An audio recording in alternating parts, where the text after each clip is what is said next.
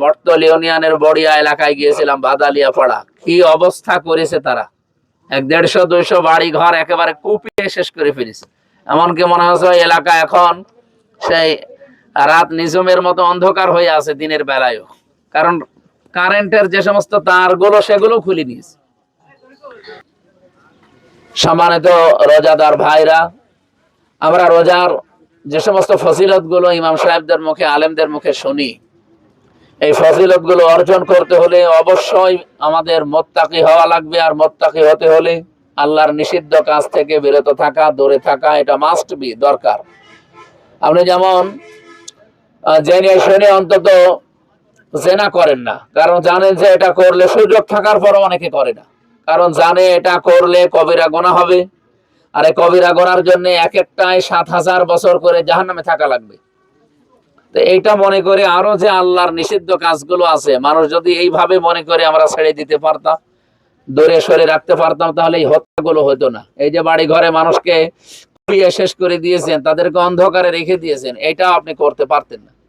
কারণ এগুলো করে আপনি যাই বলেন যে গোষ্ঠীগত গন্ডগোল, এরপর রাজনৈতিক সমস্যা, যেটা করে এদের ক্ষতি করলেন, এই ক্ষতি যদি যতক্ষণ ওদের পুষিয়ে দিতে না পারবেন, ততক্ষণ আপনি নামাজ, রোজা, হজ, যাকাত করেও মাপ পাবেন না। যাদের বাড়ি ঘর এভাবে নষ্ট করেছেন, ওদের বাড়ি ঘর ওইভাবে ঠিক করে দেওয়া লাগবে, যারাই করেছেন। আর যার প্ররোচনায় করেছেন সে হয়তো হুকুমদাতা হিসাবে গুনাহগার। আমি জানি যারা করেছেন শুধু তারে হাত নাই, এরা উপরে হাত আছে। যারা এই হাত ব্যবহার করে করেছে তারা হুকুমদাতা হিসাবে এই গুনার ভাগীদার হবে, কিন্তু এই গুনাহ করলে আপনার গুনাহ হবে।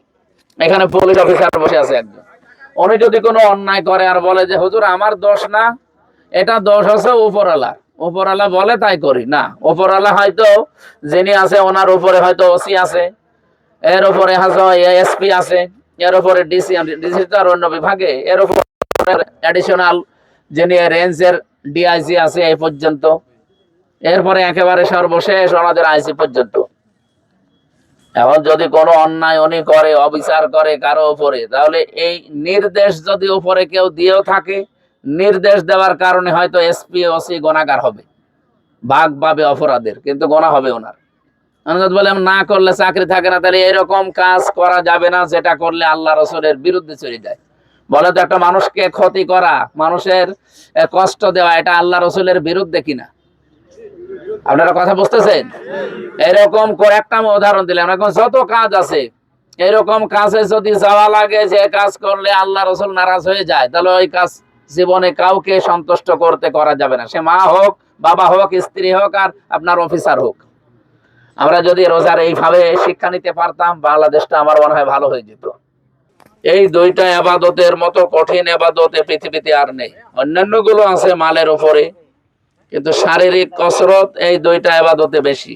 একটা হজে খুব কঠিন ইবাদত, এটা অনেক সময় লাগে এবং অনেক কষ্ট স্বীকার করা লাগে।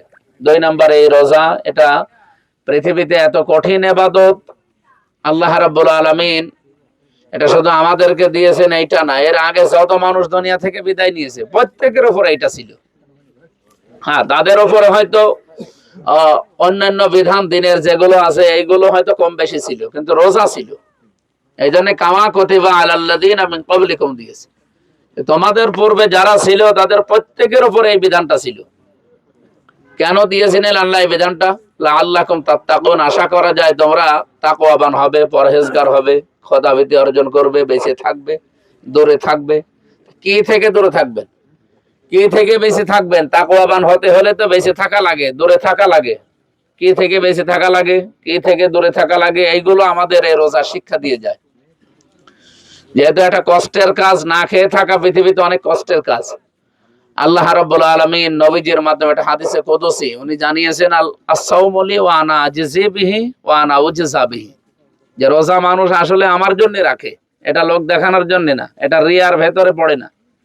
কোন পাগলও পাবেন যে না খেয়ে থাকে লোক দেখানোর জন্য। এই পৃথিবীতে একটা ইবাদতই আছে যেটা শুধুমাত্র মানুষ একনিষ্ঠ ভাবে ইখলাসের সাথে আল্লাহর জন্যই করে। এই জন্য আস-সাওমু লি একালিফ টান আছে, রোজা আমার জন্যই।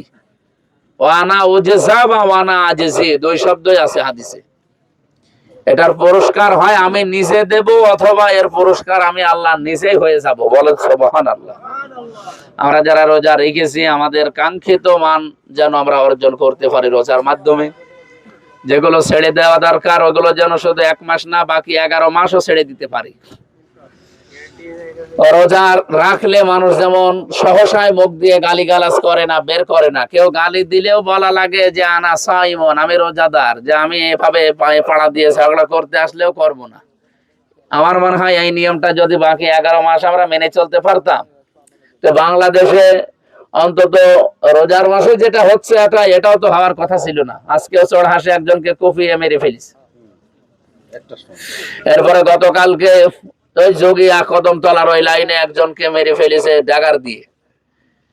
তো এভাবে প্রতিনিয়ত। আর এই যে গতকালকে আমি ওটা ইউনিয়ন হচ্ছে বড়িয়া, বটতল ইউনিয়নের বড়িয়া এলাকায় গিয়েছিলাম, বাদালিয়া পাড়া। কি অবস্থা করেছে তারা! 150-200 বাড়ি ঘর একেবারে কুপিয়ে শেষ করে ফেলেছে। এমনকি মনে হচ্ছে ওই এলাকা এখন সেই রাত নিঝুমের মতো অন্ধকার হয়ে আছে দিনের বেলায়ও, কারণ কারেন্টের যে সমস্ত তারগুলো সেগুলো খুলে নিয়েছে।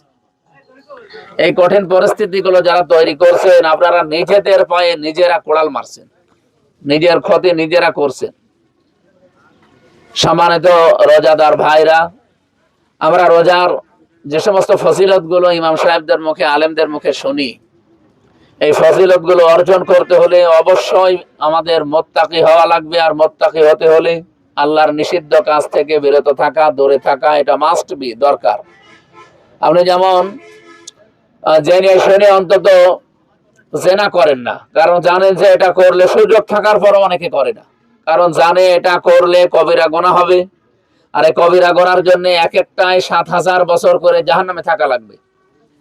তো এইটা মনে করে আরো যে আল্লাহর নিষিদ্ধ কাজগুলো আছে, মানুষ যদি এইভাবে মনে করে আমরা ছেড়ে দিতে পারতাম, দূরে সরে রাখতে পারতাম, তাহলে এই হত্যাগুলো হতো না। এই যে বাড়ি ঘরে মানুষকে কুপিয়ে শেষ করে দিয়েছেন, তাদেরকে অন্ধকারে রেখে দিয়েছেন, এইটাও আপনি করতে পারতেন না। কারণ এগুলো করে আপনি যাই বলেন যে গোষ্ঠীগত গন্ডগোল, এরপর রাজনৈতিক সমস্যা, যেটা করে এদের ক্ষতি করলেন, এই ক্ষতি যদি যতক্ষণ ওদের পুষিয়ে দিতে না পারবেন, ততক্ষণ আপনি নামাজ, রোজা, হজ, যাকাত করেও মাপ পাবেন না। যাদের বাড়ি ঘর এভাবে নষ্ট করেছেন, ওদের বাড়ি ঘর ওইভাবে ঠিক করে দেওয়া লাগবে, যারাই করেছেন। আর যার প্ররোচনায় করেছেন সে হয়তো হুকুমদাতা হিসাবে গুনাহগার। আমি জানি যারা করেছেন শুধু তারই হাত নাই, এর উপরে হাত আছে। যারা এই হাত ব্যবহার করে করেছে তারা হুকুমদাতা হিসাবে এই গুনার ভাগীদার হবে, কিন্তু এই গুনাহ করলে আপনার গুনাহ হবে। এখানে পুলিশ অফিসার বসে আছে একজন, উনি যদি কোনো অন্যায় করে আর বলে যে হুজুর আমার দোষ না, এটা দোষ হচ্ছে উপরওয়ালা, উপরওয়ালা বলে তাই করি না। উপরওয়ালা হয়তো যিনি আছে ওনার উপরে হয়তো ওসি আছে, এর উপরে হয়তো এসপি আছে, এর উপরে ডিসি, ডিসি তো আর অন্য বিভাগে, এর উপরে অ্যাডিশনাল যিনি রেঞ্জের ডিআইজি আছে এই পর্যন্ত, এরপরে একেবারে সর্বশেষ ওনাদের আইসি পর্যন্ত। এখন যদি কোনো অন্যায় উনি করে, অবিচার করে কারো উপরে, তাহলে এই নির্দেশ যদি উপরে কেউ দিয়েও থাকে, নির্দেশ দেওয়ার কারণে হয়তো এসপি ওসি গুনাহগার হবে, ভাগ পাবে অপরাধের, কিন্তু গুনাহ হবে ওনার। বলে না করলে চাকরি থাকে না, তাহলে এরকম কাজ করা যাবে না যেটা করলে আল্লাহ রসুলের বিরুদ্ধে চলে যায়। বলে তো একটা মানুষকে ক্ষতি করা, মানুষের কষ্ট দেওয়া, এটা আল্লাহ রসুলের বিরুদ্ধে কিনা? আপনারা কথা বুঝতেছেন? এরকম করে একটা উদাহরণ দিলাম, এখন যত কাজ আছে, এরকম কাজে যদি যাওয়া লাগে যে কাজ করলে আল্লাহ রসুল নারাজ হয়ে যায়, তাহলে ওই কাজ জীবনে কাউকে সন্তুষ্ট করতে করা যাবে না। সে মা হোক, বাবা হোক, স্ত্রী হোক, আর আপনার অফিসার হোক। আমরা যদি রোজার এইভাবে শিক্ষা নিতে পারতাম, বাংলাদেশটা আমার মনে হয় ভালো হয়ে যেত। সম্মানিত মুসল্লিকরাম, আমি এখানে রাজনৈতিক বক্তব্য দেওয়ার জন্য আসি না, এসেছি রোজার কিছু শিক্ষা আপনাদের গ্রহণ করাতে। তার ভেতরে এটা একটা শিক্ষা যে আমরা যা করব, কুল্লু নাফসিন বিমা কাসাবাত রহিনা, প্রত্যেকেই তার নিজের পাপের জন্য দায়ী। এজন্য কিয়ামতে আপনার পাপ নিয়ে আপনি উঠবেন, আমার অপরাধ নিয়ে আমি উঠবো। এরকম অপরাধ যেন না করি যেটা কিয়ামতে উঠলে আমি সহ্য করতে পারবো না। আল্লাহ আমাদের রোজার এই শিক্ষাটাই নেওয়ার তৌফিক দিন। রোজা এমন একটা ইবাদত যেটা মানুষ সত্যিকার অর্থে পালন করলে সে মুত্তাকি হয়ে যাবে। লাআল্লাকুম তাত্তাকুন, পৃথিবীর কোনো ইবাদতে আপনি পাবেন না। আপনি নামাজ পড়েন লাআল্লাকুম তাত্তাকুন হয়ে যাবেন, কোরআনে কোনো জায়গায় নেই। এই যে মাওলানা কয় যে ফারুকী সাহেব এখানে আছে, একজন আলেম, অনেক বড় মাপের আলেম, জিজ্ঞাসা করে দেখেন ওনারে, ওই যে আপনাদের ইমাম সাহেব মনে হয় এটা। আরো যারা আছে বলেন কোরআনে এমন কথা আছে যে নামাজ আদায় করো তাকওয়াবান হয়ে যাবে, আমি পাইনি কোনো জায়গায়। তোমরা হজ করে আসো, যাকাত দাও, জিহাদ করে আসো, তোমরা তাকওয়াবান হয়ে যাবে না, নেই। খালি রোজার ব্যাপারে আছে। এই জন্য রোজা যেন ওই মানের হয়, খালি না খেয়ে থাকার নামে রোজা না। এরকম না খেয়ে হিন্দুরাও থাকে, এরকম না খেয়ে খ্রিস্টানরাও থাকে, তাদের হয়তো রোজা বলে না, তাদের উপোস বলে, তাদের অন্যান্য আলাদা ভাষা আছে। কিন্তু আমরা যে রোজা রেখেছি শুধু না খেয়ে থাকা না, এমনকি জায়েজ জিনিসের কাছেও আমাদের যাওয়া নিষেধ। নিজের স্ত্রী জায়েজ না, কিন্তু রোজার মাসে তার কাছে যাওয়া যায়? বলেন জায়েজ জিনিসই যদি আপনি যাওয়া যেতে পারেন, তাহলে না জায়েজের জিনিসের কাছে যাবেন কি করে? রোজার শিক্ষা নিতে গিয়ে মানুষ রোজার মাসে ঘোষ সরাসরি নিতে চায় না, বলে নেব এই ইফতারের পরে টেবিলের নিচে রেখে যান। আপনার এই ধোকাবাজি ধান্দাবাজি কিন্তু রোজা শিক্ষা দিতে আসে নাই। আল্লাহ আমাদেরকে লাআল্লাকুম তাত্তাকুন আমরা যেন হতে পারি, আল্লাহ যেন আমাদের তৌফিক দেন। আজকের এই ছোট্ট আয়োজনে যারা সম্পৃক্ত আছেন, কে আমাকে ভোট দিয়েছেন কে দেননি এটা আমি মনেও রাখি না। এখন এই 4.5 লাখই আমার ভোটার, এবং সবাই আমার কাছে ওই জামাত ইসলামকে যা মনে করি, অন্যান্য দলের আমার ভোটার যারা আছে সবাইকে আমি একই মনে করি। যা আসবে বাজেট সবার, যার যতটুকু অধিকার আমি শুধু পৌঁছিয়ে দেব। যেহেতু আমার 5 বছরে একটা টাকা বাড়বে না, আমার হাম্মারকে করে লাভ কি? যা আসবে, কে দল করেছে কে দল করে নাই, কে দাড়ি পাল্লায় দিয়েছে কে দানের শেষে দিয়েছে, কোনো দরকার নেই। আমার যা আসবে আপনাদের কাছে পৌঁছাবো, এইটাই আমার দায়িত্ব। আমি রাস্তার বিষয়ে জানি। আমি এই যে মৌলানা আছে, এই আমাদের সহকারী সেক্রেটারি এই জেলার আপনাদের এই ইউনিয়নের সন্তান, কাঞ্চনপুর, এটা কাঞ্চনপুর না? যদিও কাঞ্চনপুরে আমরা হেরে গেছি, অসুবিধা নেই, আপনারা সবাই আমার ভোটার। ঠিক আছে, কাঞ্চনপুরে আমরা জিতে গেছি আলহামদুলিল্লাহ। একটা জায়গায় হেরেছি, সব জায়গায় জিতে গেছি। ওইটাও আমাদের জিত, আমাদের কোনো হার নেই। আমরা 55,000 ভোট বেশি পাবো, অনেকে বিশাল ব্যাপার।